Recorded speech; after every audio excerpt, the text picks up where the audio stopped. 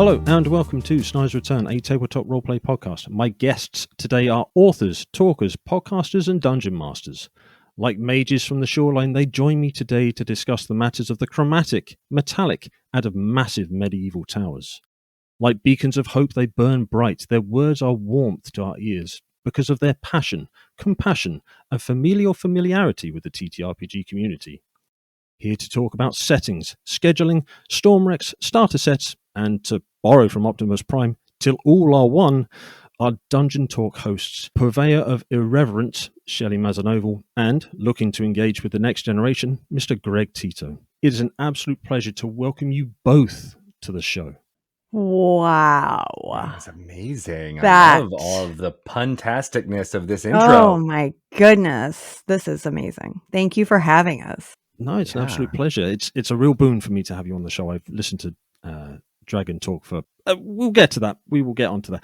However, starting from point zero, and I will let you sort of choose which of you sort of answers this first, but how did each of you get into tabletop role-playing games, please? Do you want to go first, Shelly?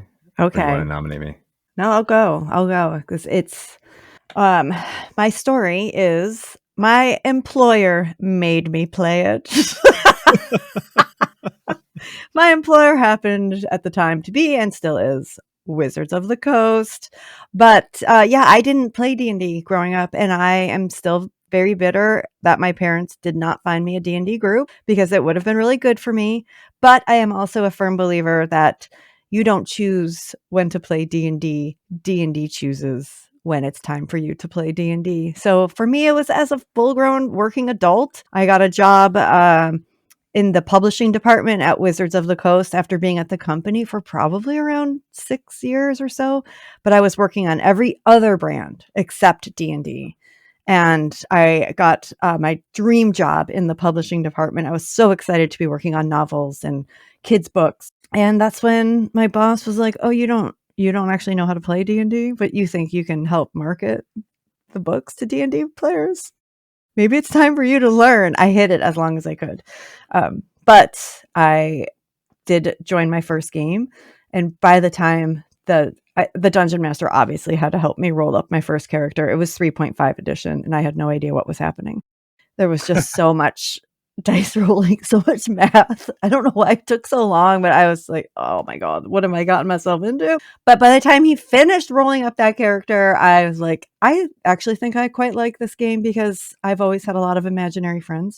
And this D&D character is essentially a really cool, imaginary, magical, spell-slinging version of who I would like to be. And the rest was history. I realized I have been such a fool to turn my back on this game for so long, especially when it was literally at my fingertips. But we're here now, and I love it.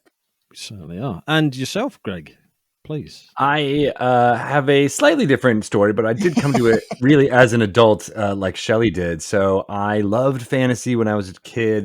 The animated series movie by Rankin Bass of The Hobbit was my first kind of foray into loving this type of storytelling. My brother at the time told me about the book that he was reading, The Hobbit, and how there were parts in the book that weren't in the animated series. And I was like, well, I can go read that book.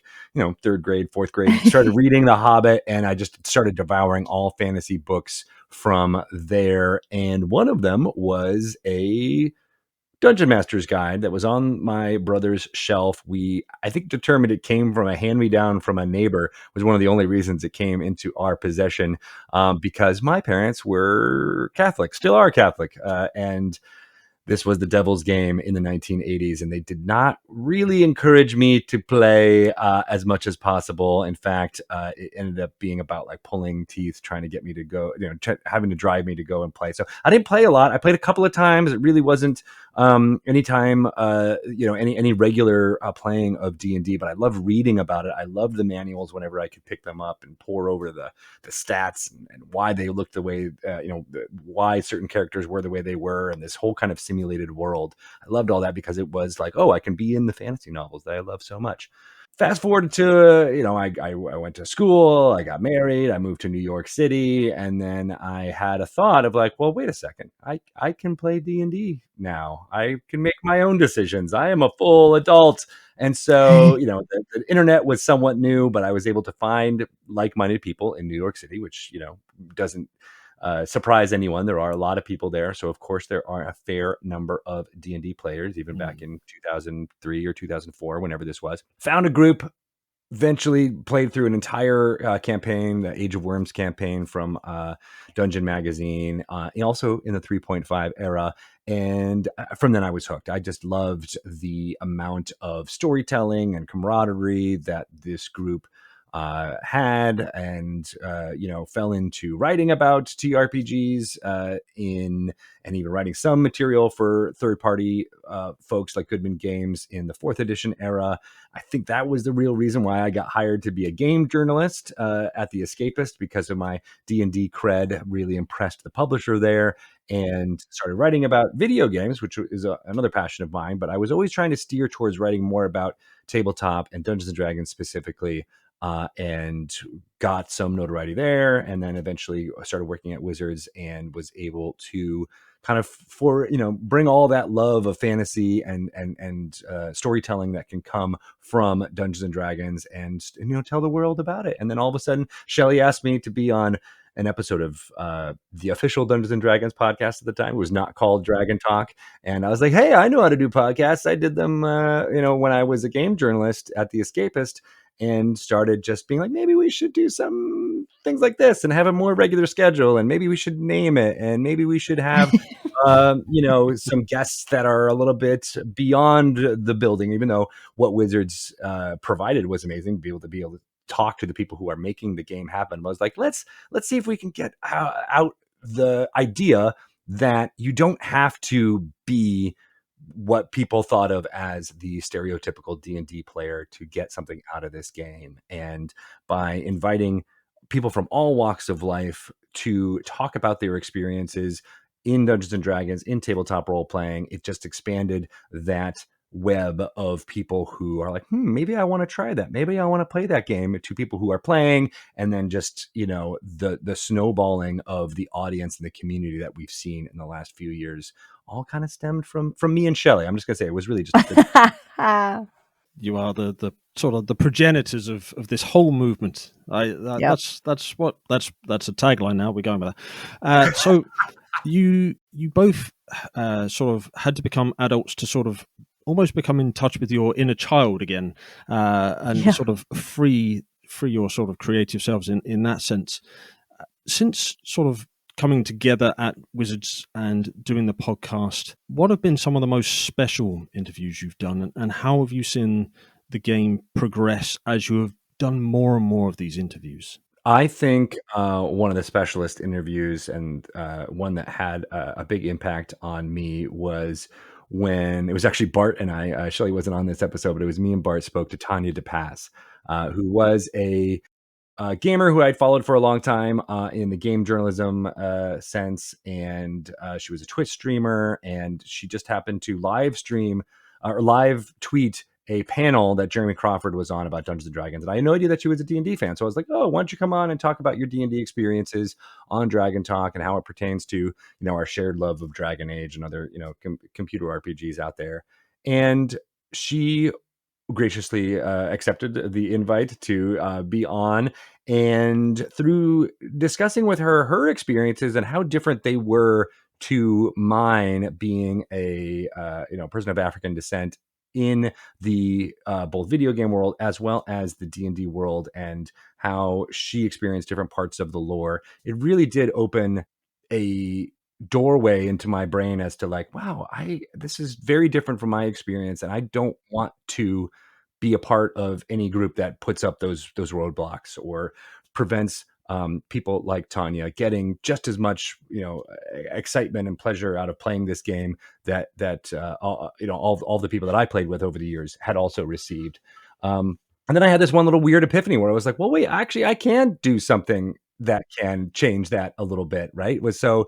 it was spurred by that, as well as the idea that like during things like Black History Month or things that are like holiday based, I think some of the people who experience getting highlighted during those things are saying like, well, what happens the other 11 months of the year? Like what happens, after these celebrations happen? And so I just made a point to be like, I'm going to invite as many people of color, people from different backgrounds, people who you wouldn't necessarily think of as the nerdy white suburban kid playing in their basements in the 80s and 70s, and show that there is this huge amount of people out there who play Dungeons and Dragons. It doesn't matter about the color of their skin or where they came from or what country they live in. Everybody can get something out of this game because it taps into like a human quality, our need to commune and tell stories together was in some ways what made us human at all, back in prehistory time, right? So gathering around a fire, telling the tales of the day is no different in my mind than gathering around a table and rolling dice and slaying the monsters together as a group. And so in talking to Tanya, it was the conversation certainly went to some really challenging areas, and I felt myself just having a little bit of like I said, an epiphany, just be like, well, I can do something and change my little small corner of the world to be a little bit better and more inclusive. And it has, I think, made the D&D community a much better place. So you've seen it open up into so many different types of people, from marginalized groups like LGBTQ, AI, to all the wonderful creators who contributed to Journeys Through the Radiant Citadel, and how they were able to tell their stories from folklore and cultures that had not been as highlighted in Dungeons and Dragons before. So yeah, that to me, I think, was one that was really a red thing. And it was really great to have Tanya. She's become a friend. We talk quite often, and she was able to read Welcome to Dragon Talk, our book, and offer insight and really kind of allow, there's more storytelling to be told when you have more people at the table. Absolutely, 100%. And Shelly, have you had an interview where you were present? Because if you weren't there, you wouldn't be present.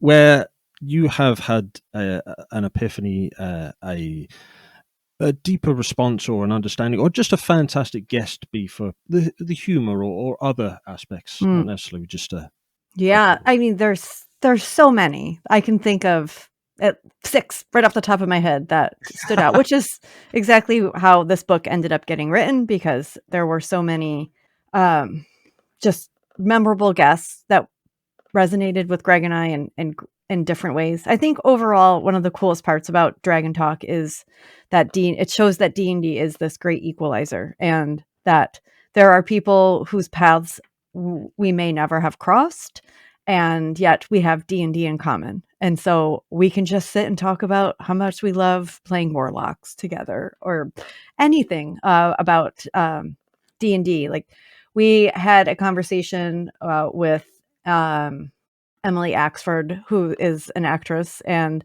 was in one of my favorite TV shows. And I was super geeked out talking to her, but like, I wouldn't talk to her in real life. Probably our paths would not cross. And yet here we are, just being really nerdy together, talking about Dungeons and Dragons. Amazing. But there were definitely some that stood out, because I have a type when it comes to people doing amazing things in the D&D community. And I would say Cade Wells was one of them. We interviewed him, gosh, it was like 10 years ago, maybe. But he was one of the first people that was really explaining to us the power of Dungeons and Dragons with kids, and how he's a teacher, and he has used D&D in his classroom and has seen these tremendous results where, like, everything from kids on the football team in Texas that are like, the coach is like, well, you have to just take an English class. You have to. And they're totally disengaged, until he had them rolling dice and creating characters and simulating battles in class. And their minds just opened right up to like very troubled youth that didn't have any guidance, didn't have a great home life, didn't have a lot of hope. They found their community in D&D. And Cade has said several times that D&D saved his life, and he's passing that on basically. So that to me really ignited something in myself of this game it's more than just a game. This game is truly impacting people's lives in incredibly positive ways. And it does give you that community. It does help you build these lasting friendships. It does teach you empathy. It does teach you collaboration. It just gives you that social connection that some people are truly lacking. And it cannot be understated. It's so important in that we're not just making, entertainment here. Like, people's lives are truly being impacted. And it's hard for us to see that and know that. And Cade really made that feel very present to me. And then we've talked since to several therapists, the Adams from Game to Grow. They're doing amazing things as therapists using D&D and teaching kids social skills that way. To Dr. Megan Connell, who is also a therapist and actually runs D&D groups for her younger patients, including an all-girl group where these girls were learning things like how to stand up for themselves, how to stand up for your female friends and not be competitive and not try to tear each other down. But like, D&D was teaching them these life skills that are really hard to teach people, but it was also giving them self-confidence. And like, what better thing can you give a kid? And so the passion that I have is bringing D&D to not just more people. I think everybody should be playing Dungeons and Dragons, but I really, really want to see more kids playing it. And so that's part of that is this impetus for like pushing so hard to get a school program for Dungeons and Dragons and getting those after school club kits back out there so that people have the tools to start a club at their school or their library or their Girl Scout headquarters, like wherever kids are gathering. Like, let's get them playing Dungeons and Dragons, because it really does. It's appealing to them still. Like, they hear the words Dungeons and Dragons and they're like, hand me a sword. I'm in. But it's truly, truly awakening and just in the most beautiful way to see a kid get it. Like that moment where you're playing with them and they're like, oh, wow, I can do anything. I can try anything. I can be a hero. And I've got this party with me and we're all supporting each other. And it's really amazing. And so I'm just a big, giant geek when it comes to get those kids playing D&D. I just want them all out there being exposed to this game and all the wonderful things it can do for them. Building bonds over polyhedral dice. It's where it happens. And it is funny to think how much that did start with that interview with Cade. I don't think either of us were really aware of how much that one conversation would, fuel like 7 years of us trying to develop a educational program. And it was really eye-opening. And then we talk about it here in this book, Welcome to Dragon Talk, about that moment and what it meant for everybody. Well, I was going to say, you've given two of your own, Shelly, and of course your interview with Tanya you mentioned before, Greg, of how these interviews have touched you and sort of resonated with you. And if someone has some time, maybe away from the headphones, the screens and things, and they want the same insight from these interviews, you mentioned there the book a couple of times. Would you mind sort of taking us into a bit more of what I know you have the manuscript with you, Greg? You showed it to me before. Would you mind sort of give us an insight into what we can expect from the book? Maybe drop a couple of names so people can sort of really build that intrigue and excitement for this when it gets released in late 22, please. Yeah, absolutely. So, Shelly and I, as we said, we got more than 300 episodes of Dragon Talk where we have interviewed people from all over the D&D diaspora. And we, actually, it was Shelly who pitched this idea of what if we wrote a book that would combine a lot of these learnings that we've talked about over, those two example interviews that we just said, showed off what we've learned from that community. And so, yeah, that's really what Welcome to Dragon Talk is all about, right? And it's summed up really well in the subtitle, which I'm going to read, which is a very long subtitle, but it's a good one. Welcome to Dragon Talk, inspiring conversations about Dungeons and Dragons and the people who love to play it.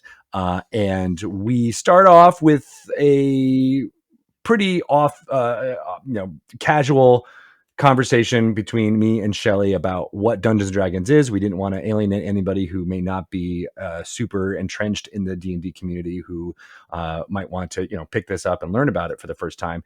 There's sort of introductory about, both of our backgrounds. So thank you for asking us about our first foray into D&D, because we definitely go into that in this book, as well as how we met and how we started this wonderful podcast and what it meant for us. And then we delve into, I think, 29 essays that center around each of the guests that we selected to kind of talk about. So some are written by Shelly, some are written by me. We quote each other pretty liberally throughout. There was one version of this manuscript where we actually had footnotes making jokes to each other as it was going on. Which I really loved. And it was really just a way for us to keep that energy of a podcast in prose form, which was really great. But yeah, we talked to Devin Rue, who is a cartographer, a fantasy cartographer, who has created an entire kind of persona around online and the maps that she creates. And I really talk about how maps are a great portal and a huge component of why I love Dungeons and Dragons. I feel like they are, I don't really believe in magic, but if there is a magic out there, it is maps, because they are the one thing that makes us feel just like the characters that we are pretending to be in D&D, looking at a physical object. Our players are doing that, and our characters are doing that. It's one of the few times in which a lot of the pretense and artifice of playing D&D can fall away, and we can be fully immersed in it. And that is a magical thing to me. And Devin Rue kind of creates that with hers. We talked to the amazing Rainn Wilson, was one of our first interviews. He was in The Office, and he dropped in this interview that his time playing Dungeons and Dragons in the Pacific Northwest informed a lot of how he brought the character of Dwight Schrute to life, which we just really loved. Like, yeah, D&D inspired The Office. Like, no one would think of that, but we were able to talk about it with him, and it's all detailed in this book. Shelly is able to talk to Dan Harmon, the creator of Community, which had created so many amazing references to Dungeons and Dragons, as well as the 2 episodes that are very much focused on his history and love of that game. And it's a wonderful interview and a great essay. Joe Manganiello is in there, of course, because we get to talk to him a lot about his love of D&D. It starts off with Matthew Lillard, who has been a really great proponent of everything around the fun of Dungeons and Dragons. I loved learning from him that he started playing back in the early 90s with his gaming group, and he's still working and playing with them to this day, which I just love. So many of the people we talk to formed relationships that have lasted decades, and it's still a vital part of their lives today. We even have politicians. We have Secretary of State from Washington, Steve Hobbs, who is, a lot of it is just about him pitching to us wanting to be on Dragon Talk because he was a fan. And we're like, that doesn't make any sense. You're a real politician. You do real things for real people. And you also have this love of D&D and the fantasy life. And he's a true a wonder there. And of course, Deborah Ann Wall, Christina Ariel, Xander Generett, so many amazing folks that and love from the D&D community who have become streamers or podcasters in their own right.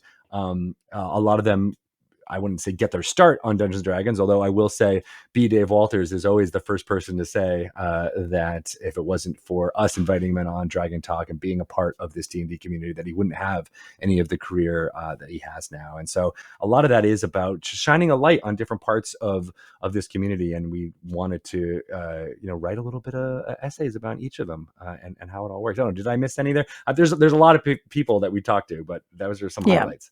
There's some definite inspirations, regardless of where you are on any spectrums or ranges or backgrounds or what you want to do in the hobby. There is someone there for you to take inspiration from. That sounds like an amazing book and something I will earmark to pick up when it comes out. When is it due to come out? Just do it. Finish the sales pitch. Go ahead, Shelly. December 5th is its official release date, but we have it on good authority. If you pre-order the book from the University of Iowa Press website, you might get it early. Or actually anywhere, I think you might get it early. Yeah. Which is kind of, bananas, but just see what happens. Pre-order it and just see if that's true. Well, when it becomes available for pre-order, scroll down, check in the links. It's available below now. This podcast. Well, there you go. I will find and put that link in the description below this podcast. Speaking of things that will be in the description below this podcast, where can we find each of you on social media, please? Shelly, if you wouldn't mind going first. I can be found on Twitter and Instagram at Shelly Moo. And I'm at Greg Tito on Twitter and Greg_Tito on Instagram. And I won't plug everything I'm working on right now, but that's where you can find all the stuff and what we're doing, as well as all the amazing, stuff that we're going on with hosting Dragon Talk, as well as talking to folks around this book. Links to all of those will be in the description below this podcast. Please scroll down, support each of these wonderful content creators and other content creators we have mentioned and I'm sure will mention as we move forward through this interview. Shelley, this isn't the first book with a very long subtitle. You've written a couple of others. You are very observant.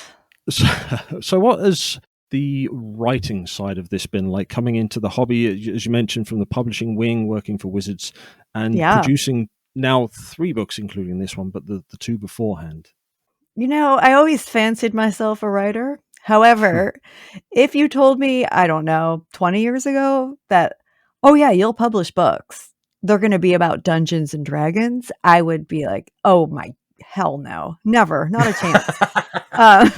But again, after that first time playing D&D, I was so moved by it. I thought, if I have thought of myself as someone who wouldn't enjoy this game and was so incredibly wrong, there are more of me out there. This game must reach more people. I have to get to those people, especially women, because again, female friendships are so important to me and to a lot of women, but it's also, it's hard it can be hard sometimes to be a woman and to find that support and feel empowered in different situations. And, I never feel more empowered than I am playing Dungeons and Dragons. Right before this interview, I was playing Dungeons and Dragons, as it turns out. I was playing in my Spelljammer campaign as a plasmoid warlock. And my best friend in the game is a Thryking, and our characters are best friends, and she got very, very gravely injured. And I should have saved myself and went up a rope and back onto rope ladder and back onto the Spelljammer. But I was like, well, obviously I'm not leaving her. And it was how do you pronounce bullet? Bullet? Bullet? How do you pronounce bullet? How do you pronounce it? Everybody says it different. Chris Lindsay today said bullet, bullet, but with a little extra emphasis. So anyway, that's who we were fighting, 2 of them. And Chris said, he said, the bullet is right next to her. And I'm like, I know. And then I ended up getting dropped to 0 hit points. But I didn't care because I was right there. I had to stay with my best friend and hold her hand. She was very, very sick. And then they ended up putting me in a bucket because I am just a pile of goo as a plasmoid, and hauling me back up. It ended up being okay. But it was again, there was 5 people all helping and engage, heal this person and put this one in a bucket. And then you use your action to haul her back up on the ship. That's what I love about D&D. It's we're all just working. And I even said to someone, don't waste your action trying to help me up the rope. And they were like, I'm not wasting my action. I'm saving your life here. So that's an important action. It's a very important act. But I'm I know you probably just want to do something cooler. I don't know, cast some cool spell, but instead you're hauling this bucket of goo up onto the deck of a Spelljammer. Also pretty cool. So yes, who doesn't want to be part of this? You don't, and if I never thought that I was a fantasy fan, but I don't think you have to be, because there is a D&D world for anyone. You can dial it up, you can dial it down, you can play a modern day version of D&D. You can do anything. You can play a horror version. I have plenty of friends that love horror, but they are not necessarily fantasy fans. We'll drop them into Ravenloft or something. There's literally something for everyone here to enjoy. So I actually don't remember what your question was. Oh, something about the book. The books, yeah, but no, this is far better. Thank you very much. Yes. Anyway, that's why I wrote the first book, Confessions of a Part-Time Sorceress, subtitle, A Girl's Guide to the Dungeons and Dragons role-playing game. And yeah, I can't believe I did that, but I did.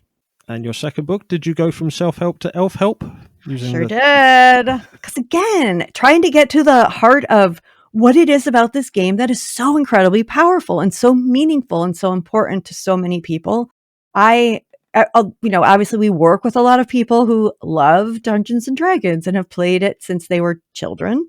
And they never lost that passion. Even if you stop playing it for whatever reason, you still love D&D. Like you will still reflect on that time of your life when you were playing and you were having the best time of your life. And oh my gosh, I'm still friends with those 4 kids after that one summer in 1984 when we spent just in the basement playing Dungeons and Dragons. I think that's amazing. I think there is just something, I just want to know what it is about this game that holds people forever. It just really makes those meaningful memories. And so the second book, Everything I Need to Know I Learned from Dungeons and Dragons. What is that subtitle? One Woman's Quest to Trade Self-Help for Elf-Help. I think that's what it was. Yes. So that was really, that's a collection of essays where I try to take various parts of Dungeons and Dragons and apply them to my real world and see if I will become a better person. I like to think I have. We'll see. I think you have. Well, thanks, Greg. Endorsement indeed. Good question before I bounce across to you, Greg. Shelly, does your plasmoid warlock have a name? Indeed. Her name is Jelly Goo. Kind of get it? Like Shelly Moo? Jelly Goo? I mean, I was born to play a plasmoid. I love that you had to explain that.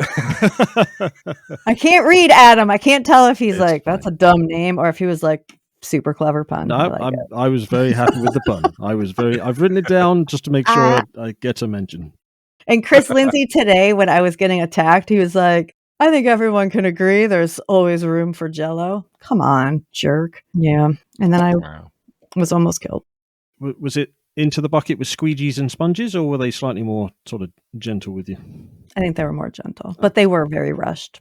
Fair enough. So moving from a plasmoid warlock, stepping over the DM screen to you, Greg. You are currently DMing the latest starter set release. Make sure I get this right. Dragons of Stormwreck Isle. How is that going? Obviously, spoiler free because it's a home game and things like that. But how have you found the new starter set, and how is your adventure through this module going? It's going really well. I love anytime I get to open up one of D&D's products in front of my daughters. They're 9 and 11, and they have that childlike glee checking out miniatures or new books, just like I do, right? Like being able to crack it open. And so we got the Dragons of Stormwreck Isle last weekend, and we were talking about doing a session anyway with one of my daughter's friends. They've known each other for a really long time, used to be neighbors, and he had recently got a friend who was interested in playing. And so he was just hanging out, and I just happened to have this thing, and I cracked it open, and it is a literal starter set. So I was like, do you guys want to start playing? Like, we can just do it. We've got all the tools right here.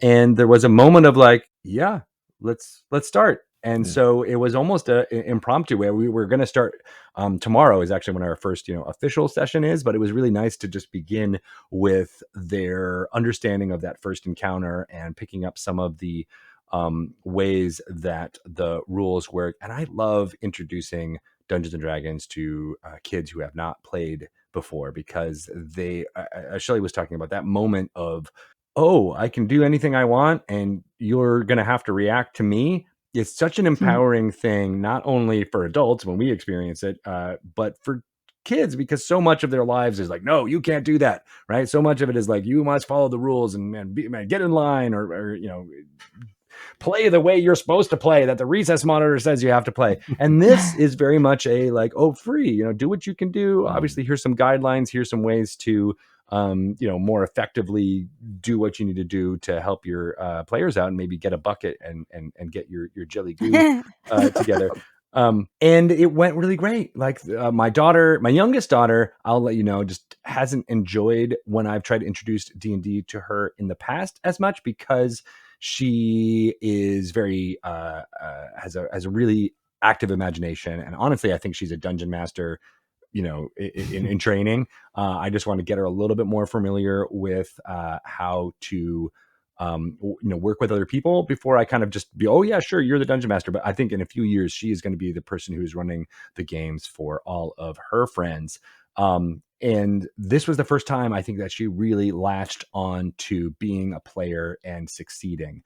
The few times we played in the past, obviously not every dice roll works out the way you want it to. And she got very frustrated with wanting to do something cool and then not being able to because of rolling a 1 or something like that. But in this particular instance, the dice were in her favor. She rolled a couple of 20s. And so having a few critical hits, which were really important for that first encounter, because the drowned soldiers that you're fighting need to have a critical hit or radiant damage in order to not bounce or not have the chance to bounce back up later on. And so explaining all that, having her kind of be the hero and heroine at this session with her best friend, who was showing a lot of interest in wanting to learn about the game and being a little bit, not nervous necessarily, but just like trepidatious about like, how do I play this? I don't know. So she got to be the master a little bit. She got to show her mastery of playing. And again, that is just what something like Dungeons and Dragons is able to do. So I'm excited to introduce one more kid. I have not met this one more newbie to D&D, but I can't wait to have that wide-eyed moment of just being able to do whatever they can do. And I think Dragons of Stormwreck Isle is a really good intro, because it gives you those character sheets that are pre-made. Honestly, the experience that Shelly was describing of making her first character in 3.5 can slow down that first session sometimes, where people just want to roll dice and just want to experience what D&D is.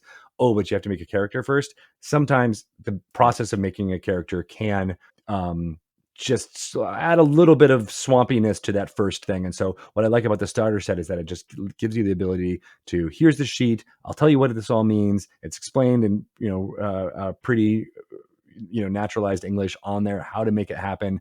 But I'll be there to explain it. And we just got rolling dice right away. And I think it's just going to continue going from there. That's amazing. Yep. You know what kids are really good at? Sorry, Adam. No, you carry on. What are kids? We're used to being the podcasters and the interview. We're all podcasters here. Go on, Shelly, what are kids really good at? They're really good at failure when they play D&D. And not in real life. Oh God, not in real life at all. But if they don't make a hit, or if they roll a 1 and you make it kind of funny, they love it. They love it almost more than actually hitting. Like my son will get up and show you exactly what happened when his attack didn't hit its target. He'll act it all out just to make everybody laugh. And that's another really amazing thing that you can learn from this game, is just how to take defeat or just a simple failure and turn it around into something. Don't be defeated by a single failure.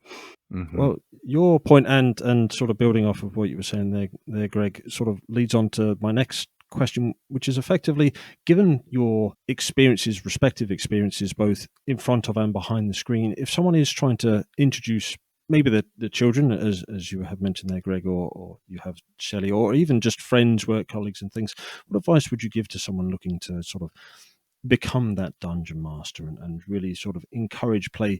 The longer I played, the more of a fan of pre-gens I've become. As you mentioned, Greg, it's a quick way to get into the game and things like that. But what about dungeon master techniques and tips? Just one or two to help people sort of take that first step down the very precarious road.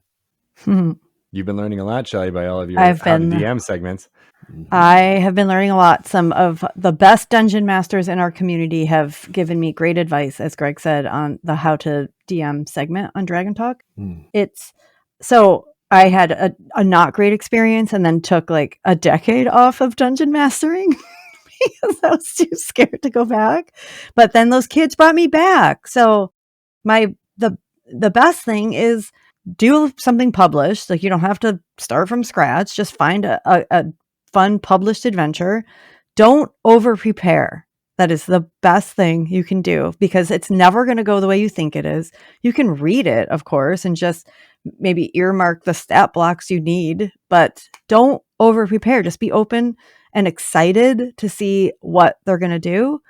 And don't worry if you don't know rules, because chances are they don't either, number one. But also, it's we always say this, and the best and most important rule is to have fun. So if it makes the game fun, just go with it. Just go with whatever. You don't know how to do a saving throw, just roll some dice. Just get a number in your head that you're like, this seems fair, and just roll the dice. Just do it.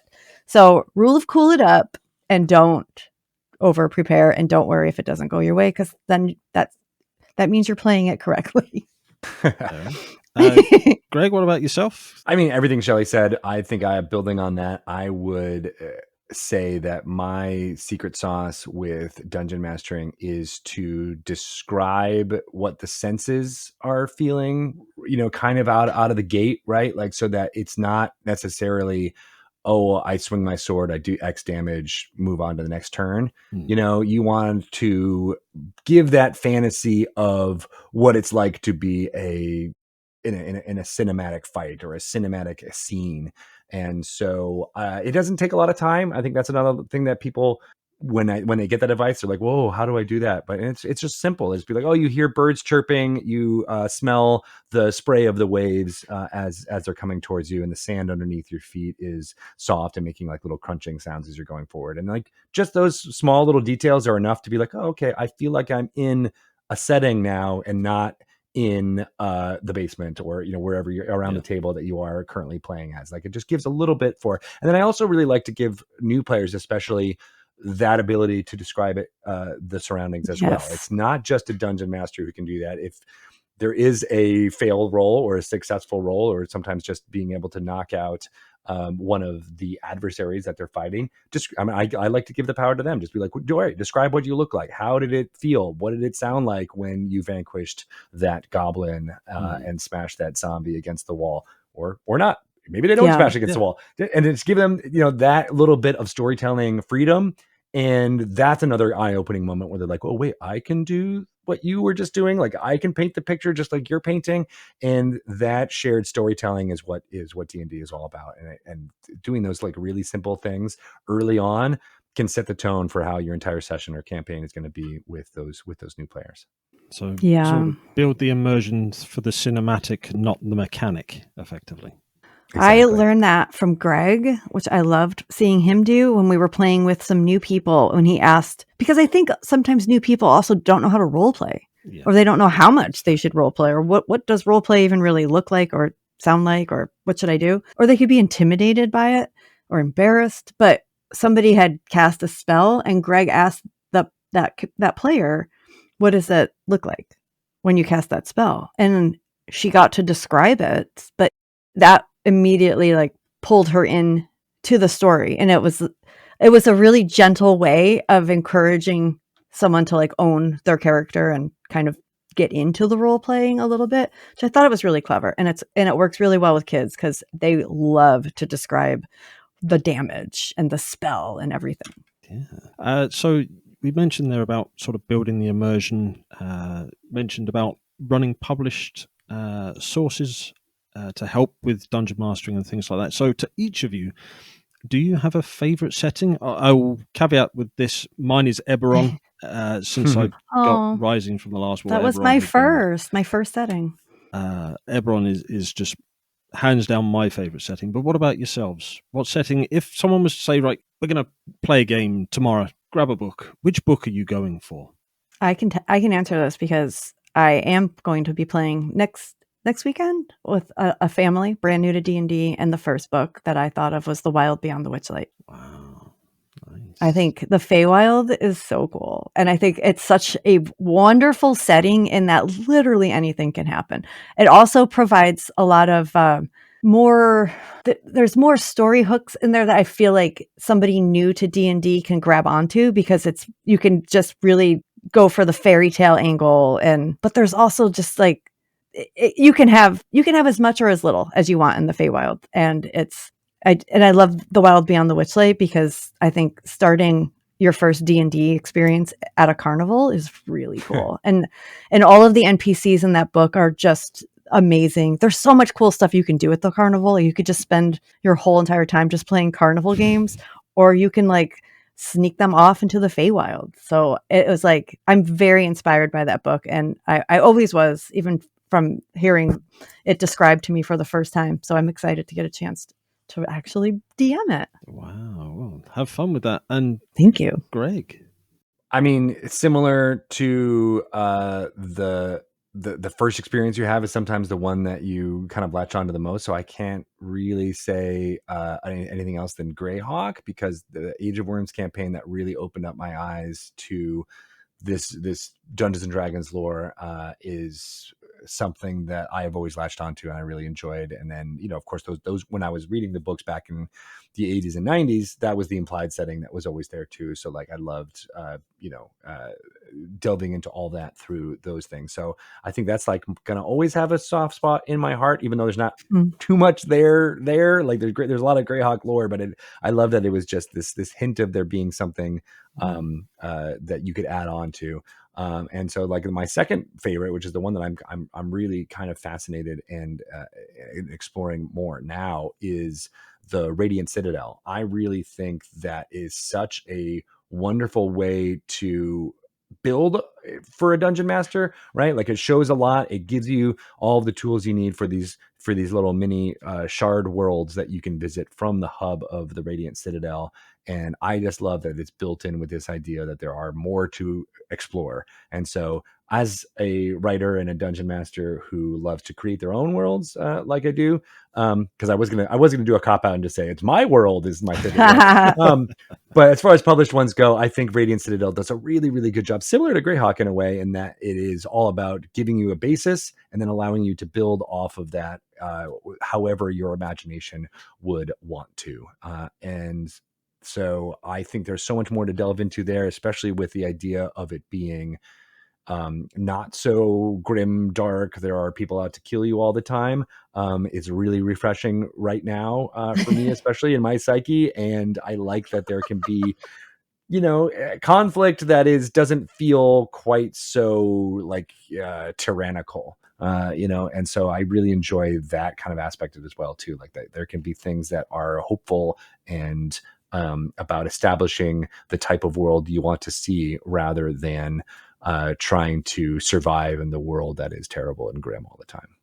We've had just looking across at my my screen, there's places like Avernus. We've had the Tyranny of Dragons, which Tiamat, Avernus, and a few other darker, should we say, settings. Ravenloft, Shelly, you mentioned earlier, and a few others. So going from the darker places and to places of light and hope, like the Radiant Citadel, and onwards to the future. We've had Spelljammer come out recently. There's Dragonlance coming out. 1D&D is in its sort of playtesting phase at the moment at time of recording. What are you and this goes out to the pair of you, what are you most excited for that's coming down the track? Not necessarily sneak peek releases and things like that, but from what has been announced and where you might like the game and the settings maybe in the future to go to. Well, I'll jump in, Shelly, because I know you're always nervous about talking about future things. Always. That's why I like to defer to our communications manager. I know, right? Even when we're doing Dragon Talk, she's always like, "Wait, no, you can't say that." Can we say that? We can say it.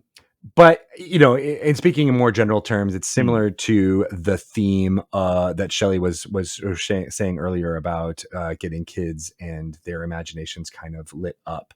I think there's something really exciting right now in the Dungeons and Dragons community, where we can certainly have lots of settings and things that are backwards looking. You mentioned Spelljammer.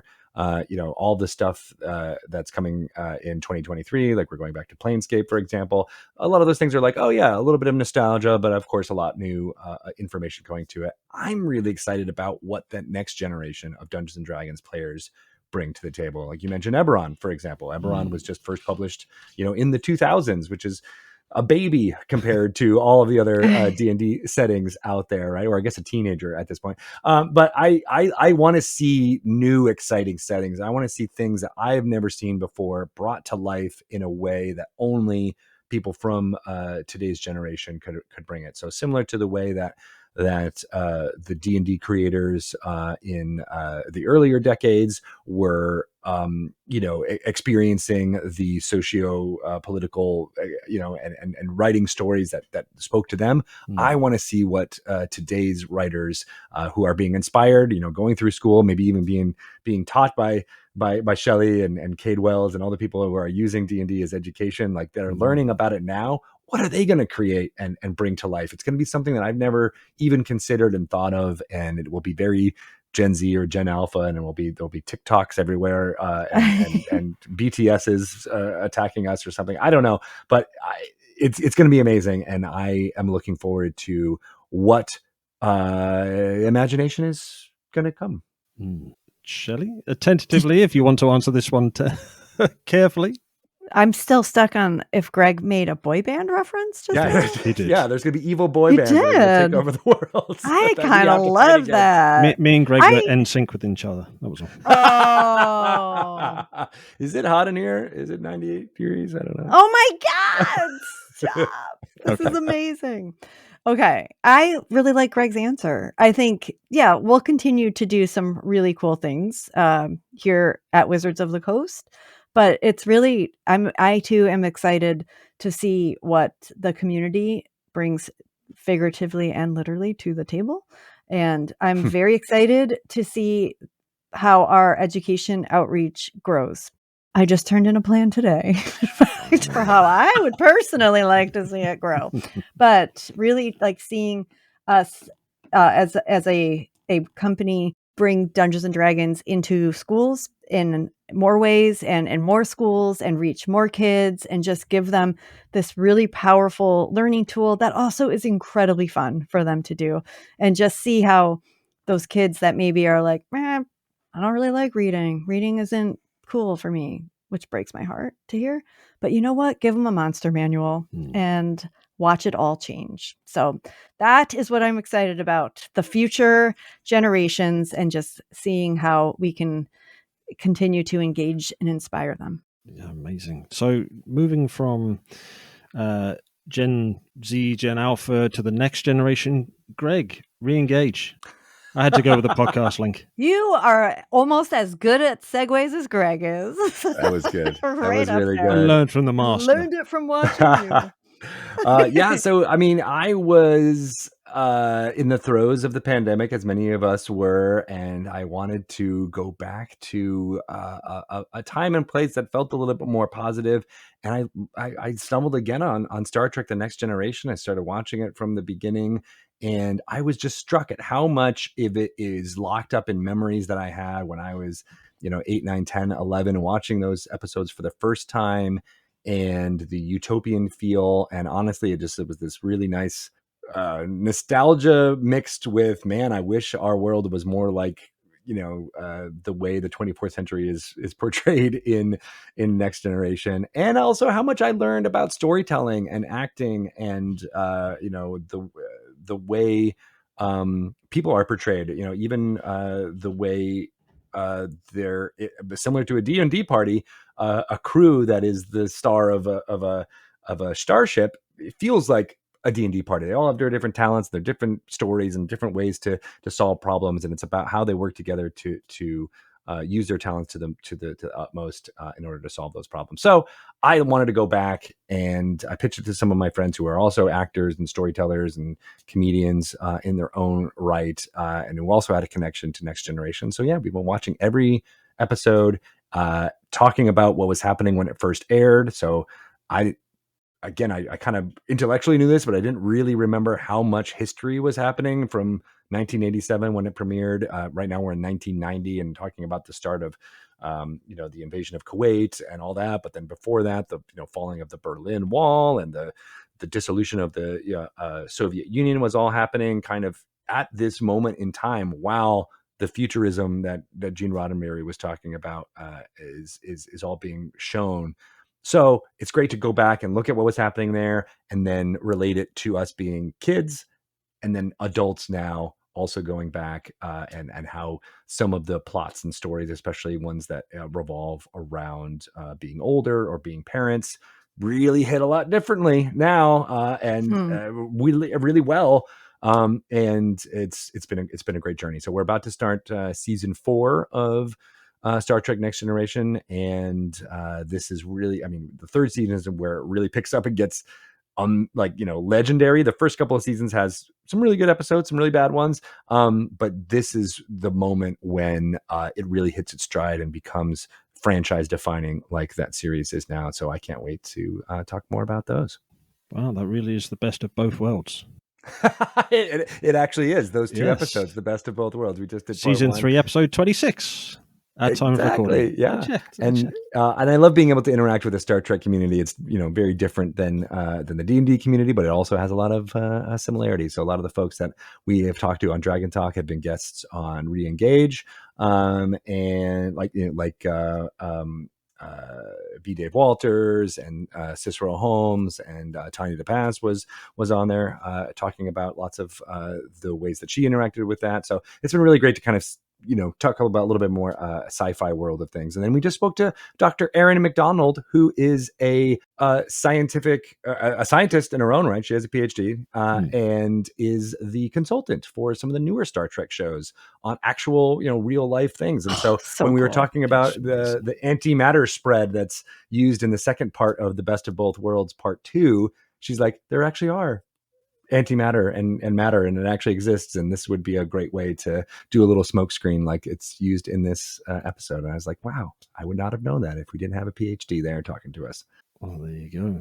And as the smoke screen unfortunately sort of descends upon us as time begins to run short. So good. You are so good. Very good. Jeez.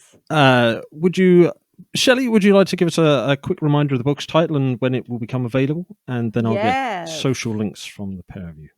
All right. Well, it is called Welcome to Dragon Talk, Inspiring Conversations about Dungeons and Dragons and the People Who Love to Play It. It comes out December 5th, just in time for holidays. And it is available for pre-order right now. So wherever you like to pre-order your books from, you can probably find it there, or go to University of Iowa Press's website and order it there. Amazing. Or your local game store. Just go, or a local bookstore. I keep saying game store because I'm used to saying game store. It could also be in game stores. Right. And where can we follow each of you on social media, please? I am at Shelly Moo on Twitter and Instagram. Not Jelly Goo. Not Jelly Goo. She's only found in deep space.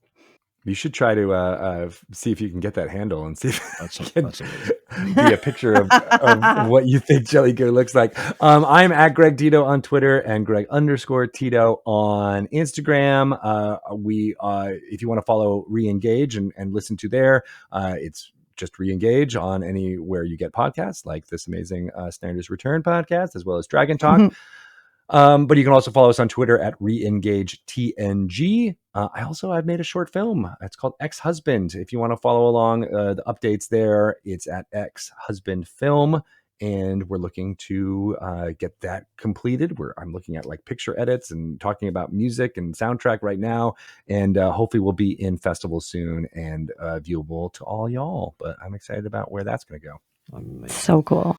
I will make sure links to all of that are in the description down below this podcast. So please scroll down, support the creators, support this hobby, support the community, and just be good people to everybody, basically.